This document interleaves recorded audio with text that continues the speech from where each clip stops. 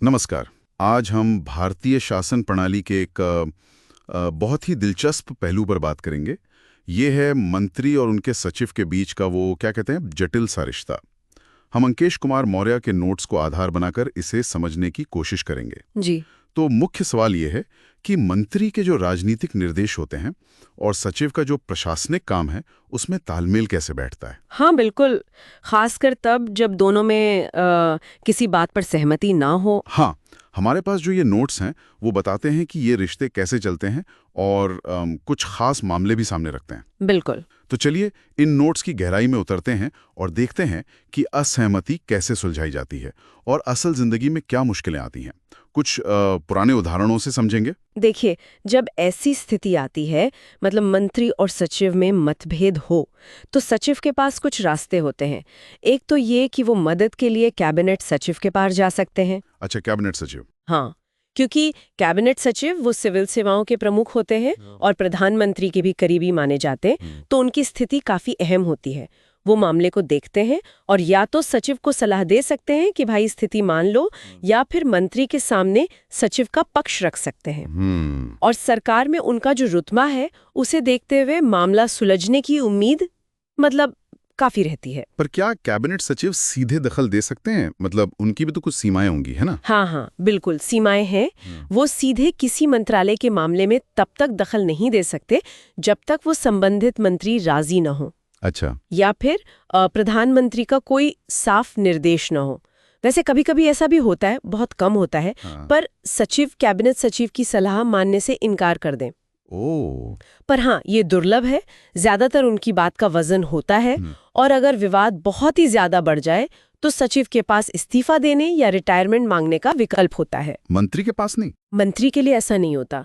वो अपनी नाराजगी प्रधानमंत्री तक पहुंचाते हैं और सचिव को बदलने पर जोर देते हैं। अच्छा, इन नोट्स में राजीव गांधी के दौर का भी जिक्र है।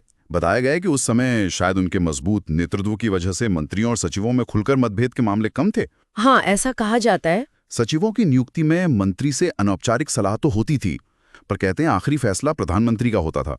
इससे कहीं ना कहीं सचिवों को थोड़ी बढ़त मिलती थी क्या? हाँ, कुछ हद तक कह सकते हैं। लेकिन राजीव गांधी ने ये भी साफ किया था कि देखिए, सचिवों को मंत्रियों के निर्देश मानने चाहिए। और कैबिनेट सचिव को भी कहा गया था कि वो शुरुआती दौर में ही ऐसी मुश्किलों को सुलझाएं। अक्सर सचिवों की समिति की बैठकें होती थीं जहां ऐसे मतभेद सामने आते थे और उन्हें वहीं हल करने की कोशिश होती थी। पर कुछ घटनाएं तो फिर भी हुई जो मतलब काफी अजीब थीं। जैसे वो किस्सा जब प्रधानमंत्री ने भरी मीटिंग में दो सचिवों से, बंदोपाध्याय और श्रीनिवास शास्त्री, उनसे पूछ लिया था कि क्या वो अपने राज्यों में वापस जाना चाहेंगे। उनकी प्रेजेंटेशन से खुश नहीं थे शायद। हाँ, वो एक वाकया हुआ था। पर उन अधिकारियों ने भी बड़े सम्मान से जवाब दिया कि जी, अगर प्रधानमंत्री चाहें तो उन्हें वापस जाने में कोई दिक्कत नहीं।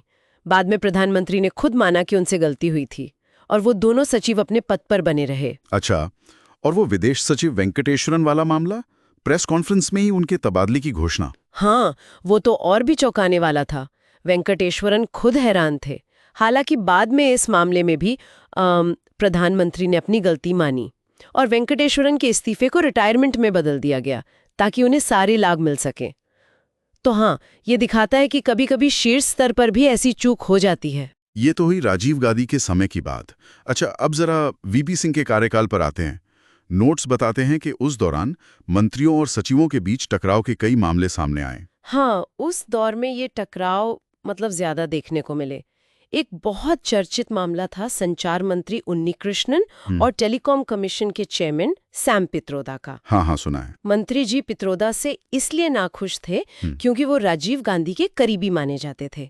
तो कैबिनेट सचिव ने सिर्फ इस आधार पर पित्रोदा को हटाने का विरोध किया। अच्छा। एक और उदाहरण है उर्वरक सचिव ओतिमा बोर्डिया का। उनके मंत्री थे देवीलाल जी, जो उप प्रधानमंत्री भी थे।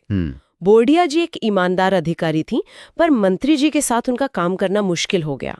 तो किसी सार्वजनिक विवाद से बचने के लिए कैबिनेट सचिव ने प्रधानमंत्री को उन्हें यूपीएससी का सदस्य बनाने के लिए मना लिया। यानी टकराव टालने के लिए दूसरे रास्ते निकाले गए। और पेट्रोलियम सचिव माधव गोडबोले वाला मामला, हाँ, वो भी गोडबोले जी ने मंत्री की मंजूरी से पेट्रोल डीजल की खपत कम करने के कुछ उपाय घोषित किए। लेकिन प्रधानमंत्री नाराज हो गए कि भाई उनसे क्यों नहीं पूछा गया। गोडबोले ने स्वैच्छिक रिटायरमेंट मांग लिया। जो काफी बड़ा मुद्दा बन गया था। बाद में खैर उन्हें रिटायरमेंट वापस लेने के लिए मना लिया गया। और विदेश सचिव एसके सिंह को हटाने का मामला भी था शायद। जी, विदेश मंत्री आई.के. गुजराल उन्हें हटाना चाहते थे। वजह कोई नीतिगत नहीं थी, बल्कि शायद आपसी तालमेल की कमी थी। कैबिनेट सचिव ने शुरू में आपत्ति की, पर अंत में उन्हें सहमत होना पड़ा। तो इन सब बातों का निचोड़ क्या निकलता है? ये उदाहरण तो यही दिखाते हैं कि मंत्री और सचिव का रिश्ता कितना नाजुक हो सकता है। नियम कायदे तो हैं, पर आपसी समीकरण, राजनीतिक माहौल और हाँ, कैबिनेट सचिव की भूमिका, ये सब बहुत मायने रखते हैं। जो मंत्री की होती है और प्रशासनिक निष्पक्षता जिसकी सचिव से उम्मीद की जाती है, उसके बीच एक लगातार संतुलन साधने की कोशिश है। ये घटनाएं दिखाती हैं कि कैसे ये तनाव सरकार के काम पर और अधिकारियों के करियर पर भी असर डालते हैं। सही कहा। इन पुराने टकरावों और सुलह की कोशिशों को देखते हुए एक सवाल मन में आता है, आज के दौर में सिविल सेवा को राजनीतिक दिशा के प्रति जिम्मेदार बनाए रखते हुए निष्पक्ष सलाह देने लायक स्वतंत्र कैसे रखा जा सकता है, खासकर तब जब ताकतवर व्यक्तित्व आपस में टकराते हों। ये बड़ा सवाल है जिस पर शायद सोचने की जरूरत है। बिल्कुल, ये एक महत्वपूर्ण प्रश्न है।